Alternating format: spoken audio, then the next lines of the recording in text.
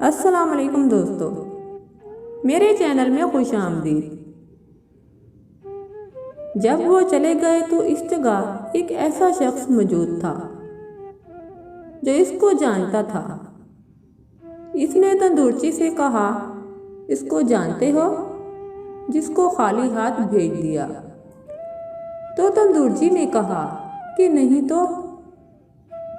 اس نے کہا، بندہ خدا، یہ تو فلاں عارف و عابد شخص ہے۔ تو تندورچی نے کہا، میں تو اس عارف کو بہت چاہتا ہوں، اور اس کے پیچھے دوڑا اور معذرت کی اور کہا کہ میں آپ کی شاگردگی میں آنا چاہتا ہوں، مجھے اپنا شاگرد بنا لیں۔ لیکن اس عارف و عابد شخص نے انکار کر دیا۔ اس تندورچی نے بہت اصرار کیا، پھر کہا، اگر آپ مجھے شاگرد قبول کر لیں تو میں اس آبادی کو آج شام کا کھانا دوں گا۔ تو اس عارف نے قبول کر لیا۔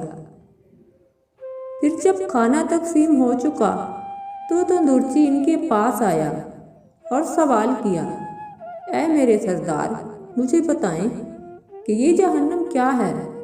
تو عارف و عابد شخص نے جواب دیا کہ جہنم یہ ہے کہ تو نے خوش نبضی خدا کے لیے ایک روٹی خدا کے بندے کو نہ دی، لیکن خدا کے بندے کے دل کو خوش کرنے کے لیے ایک آبادی کو روٹی دے دی۔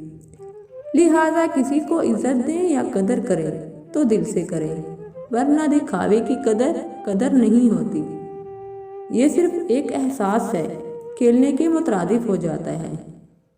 اس لیے کوشش کریں کہ مزاح میں بھی اسی کے احساس کے ساتھ نہ کھیلا جائے۔